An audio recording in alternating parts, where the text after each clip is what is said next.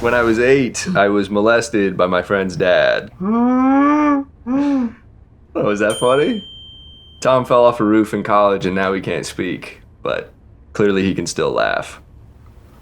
The only thing harder than the concrete I fell on was your dick while being molested. Tom's the only guy I know who got funnier after losing the ability to speak.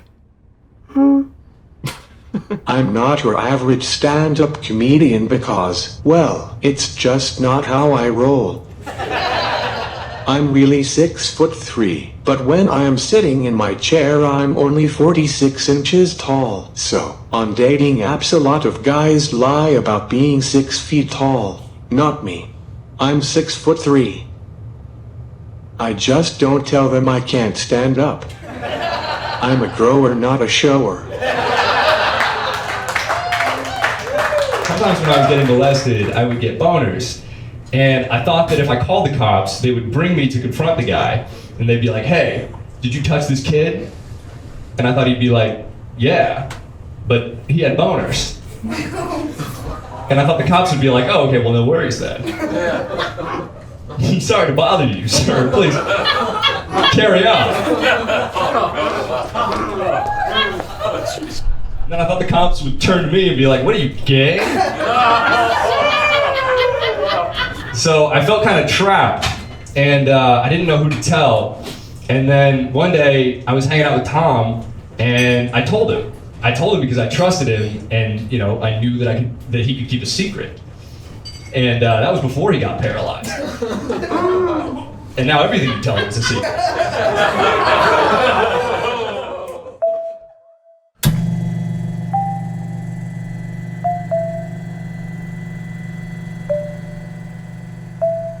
My first memory. I can't say that because I don't know if I will ever get my full memory back. It's like my memory is broken because I know that I experienced all kinds of things in my life, but I just can't remember it. Let's try to remember how I met Sebastian. Sebastian was my first friend. We met in preschool in teacher Karen's class. That's right. I remember it. We were 4 and I just moved to Bainbridge. Our teacher had rats for some reason. And I remember hanging out with you and the rats. I think one of their names was Regis. Regis the rat. What is one word that comes to mind when you think about your trauma? Aloneness. Aloneness. Dude, I totally feel that. I know our traumas are very different, but I think that that's probably one of the biggest things when you're going through something like this is you feel like you're alone and maybe nobody really understands. Bainbridge was like the coolest place ever to grow up. It was super idyllic, peaceful, safe place. Nobody locks their doors. There's no danger, no problems, at least for the, first couple of years. So we had been playing soccer with you, me, our friend, and then we started going over to our friend's house.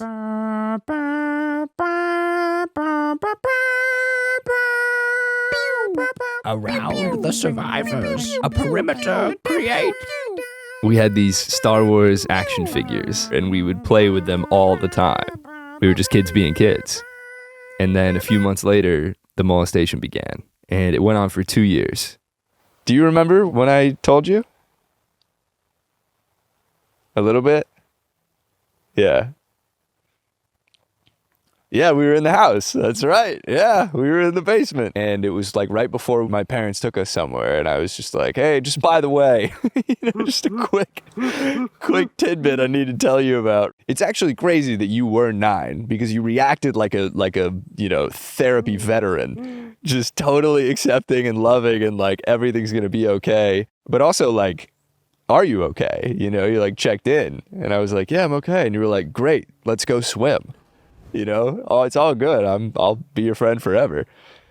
And that really gave me the perspective that it would be possible to tell my parents. The day after I told my parents, they bought me a pair of Heelys. Do you guys remember those shoes with the wheels in the heels? Yeah, you could skate around in? So sick. My parents bought me Heelys because I got molested. And in my head at the time, I was like, this was totally worth it.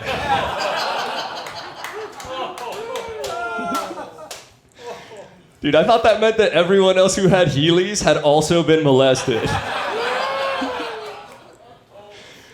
I finally went back to school and I was like, holy crap! This is a real problem. I remember seeing a kid with Jordans and I was like, what happened to you? And then we had to go to trial. And we had to testify at the Kitsap County Courthouse, which is literally right over there. And Tom and I both had to testify. During the time that you were being touched, did you tell a friend about what was happening to you? Yes. Who did you tell? Thomas Jorza. So did you call Thomas your trusted friend? Yes. Okay. You told Thomas your trusted friend. Did you tell Thomas that your penis was hard? Do you mean I got an erection? Yeah. I don't remember. Okay. It went on for like 8 hours in front of like 50 people and the guy who molested me. And nobody laughed. I bombed for 8 hours straight, dude. This is easy. I love it here. Comedy was immensely helpful for me. Because it showed me that there was a way to talk about what happened to me that made me feel okay. And I don't know if I ever would have said anything about it again had it not been for stand-up. Talking about it really is the best thing that you can do. But I found it was easier to laugh than really allow myself to sit with these feelings. For 4 years, I was doing stand-up, and eventually I went back to therapy because I think that the laughter was a bit of a performance. Like I was trying to convince people that I was okay by laughing. Comedy was a gateway into deeper conversations.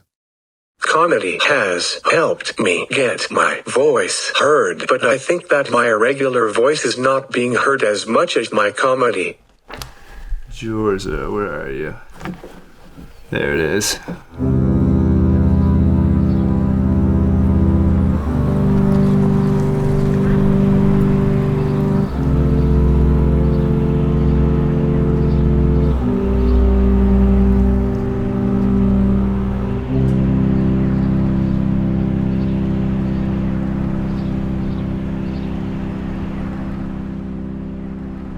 High school was great for me because I was friends with everyone and had a girlfriend towards the end of my high school career. Congratulations, guys.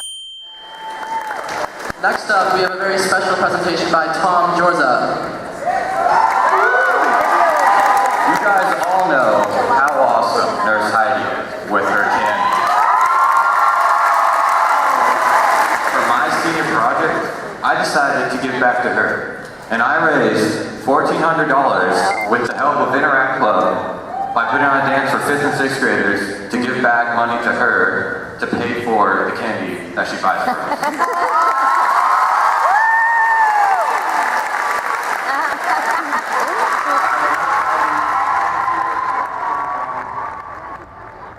Superlatives were weird. Like everyone knows about like class clown, you know, like those are the one. But our school had Cutest Caboose, for example.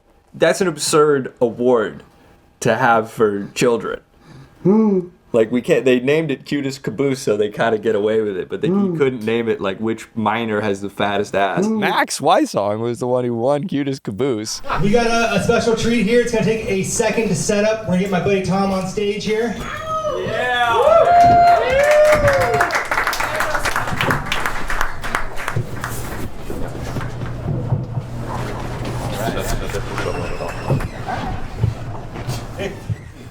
One more time for my good friend Tom Jorza!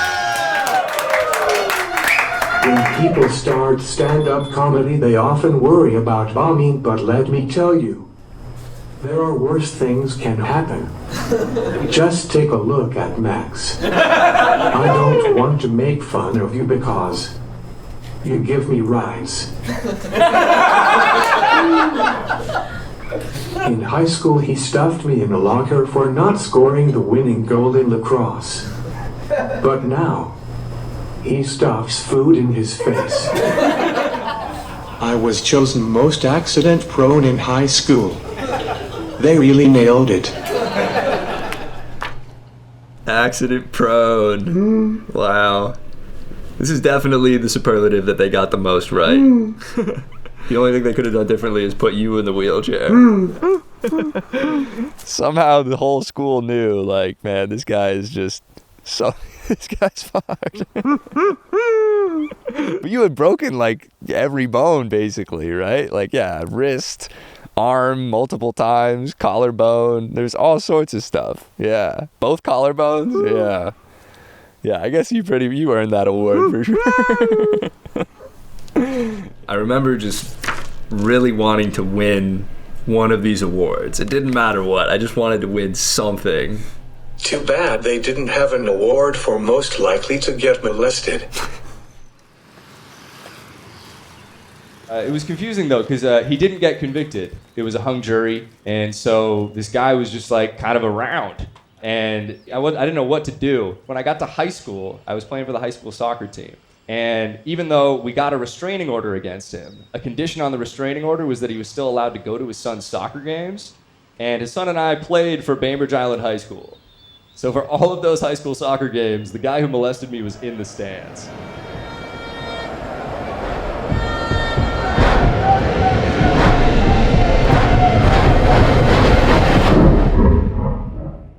Which is crazy because the court was like, all right, he can't be around you at all, except for 1 hour a week. He gets to watch you exercise. It's not, there's no restraint in that order. There's nothing. I was the only kid on the team who would score a goal and celebrate by running away from the stands. It was very confusing sexually. I always kind of thought that it meant that I was gay because of the boners. And then when I got to high school, I got my very first hand job, consensually. And I got it from a girl, and it was amazing. It was a monumental hand job, because in my head I was like, oh, this feels good no matter who does it.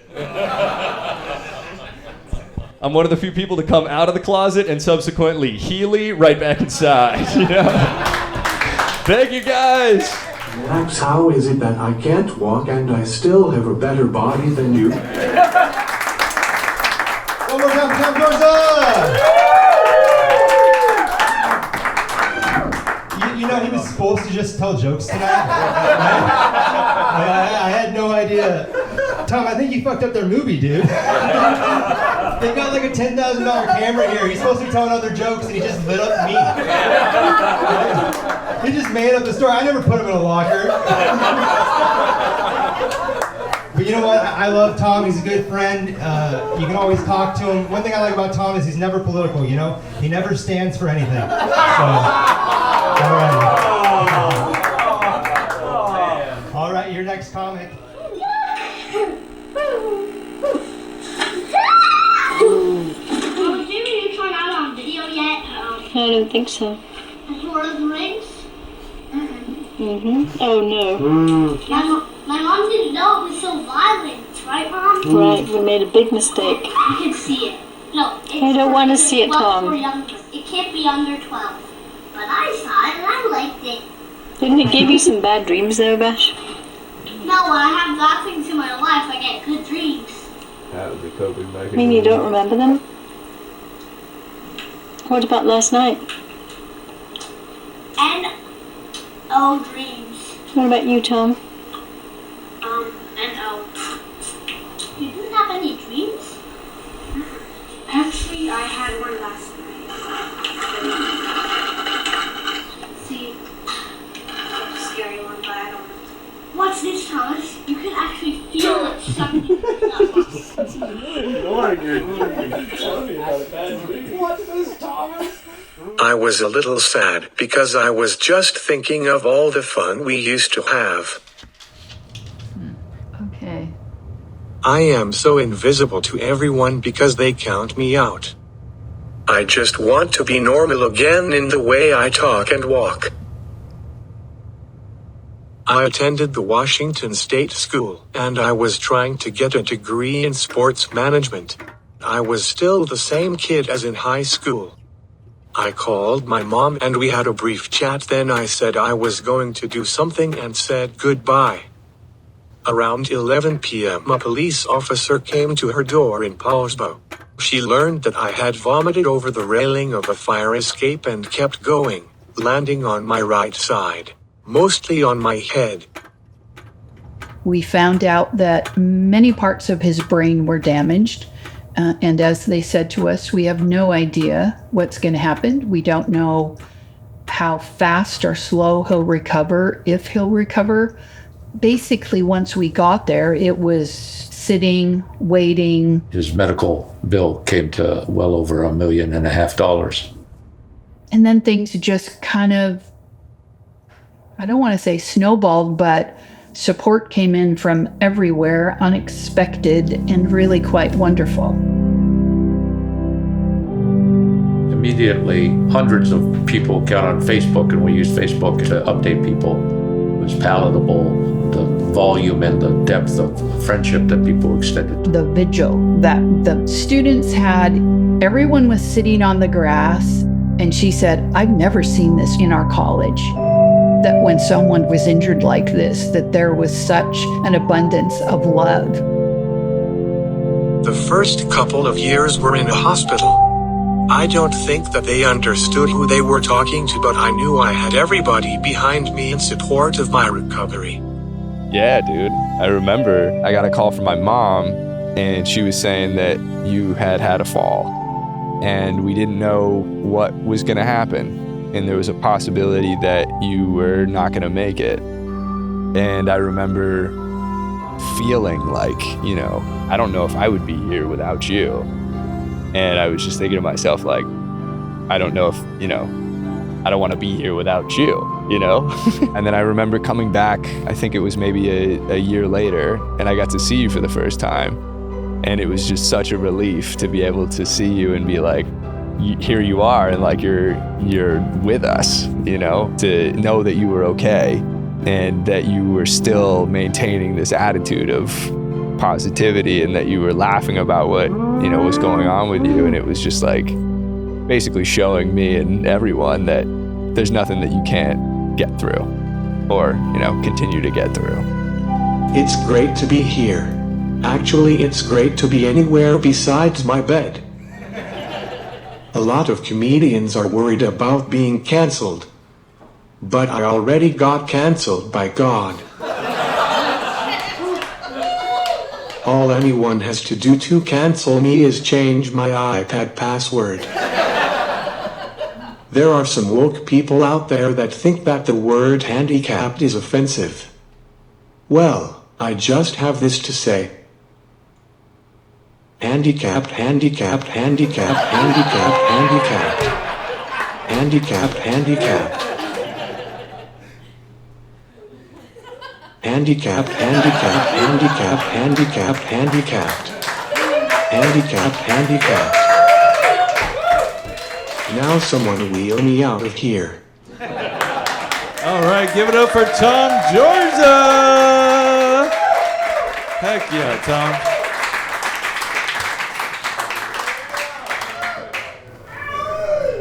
Neither trauma nor comedy negate each other. They're in sync. It's right there.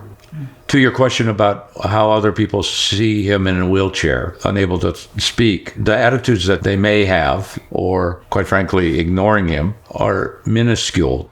They're not important. Tom doesn't need his voice to have that enthusiasm for life. He's engaged, makes eye contact, he's present more often than I am. And I'm proud of my son of how he is out in the world. I get sad when people don't come around to visit us much because they're not sure how he's going to be or how they should be with him.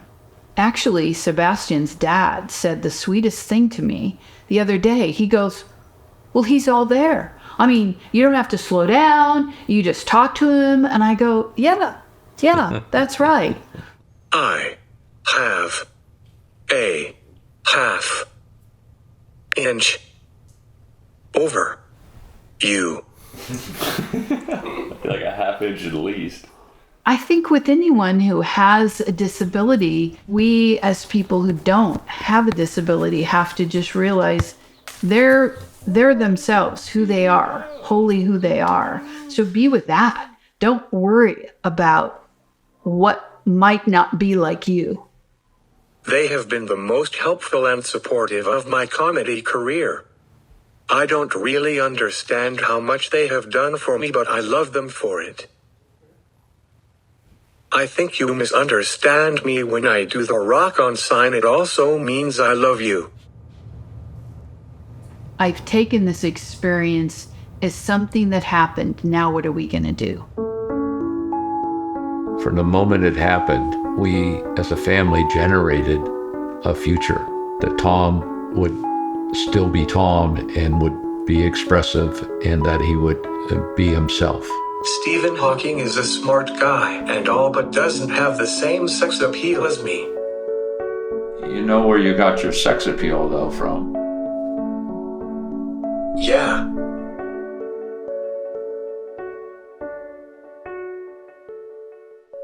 Mom. We've kept that as a family. The idea of him walking, his idea of speaking again, the goal of him going back to school, having relationships, him having a full and expressive life. Tom's wellness isn't in question. We don't think of him as anything other than himself, full and complete. He's good.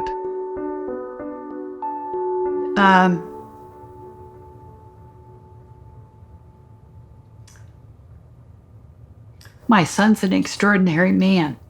And he was before he fell, and he is now.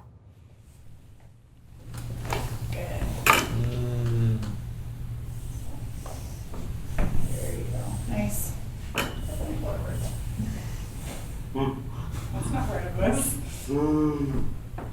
Because of my injury, I can't tell if women are flirting with me, which is awkward because Nice job.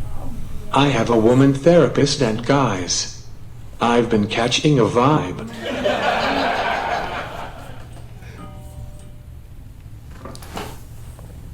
You did good. You had some of the best walking I've seen. That first round, I was like, Tom's fixed. Do you guys want to talk about watermelons or child molestation? Watermelons. Let's do watermelons. I think watermelons are a stupid fruit. But my least favorite thing about watermelons is that I got molested when I was 8. Thank you. And I like making jokes about it. The first time I got on stage and talked about it, it felt like this massive weight had been lifted off my shoulders.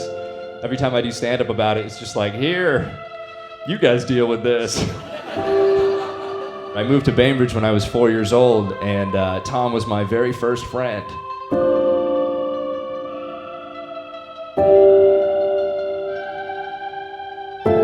I may look all down and out, but I'm really all here. As I said before, I could be worse off, but that my attitude towards my life is that it could be worse for everybody.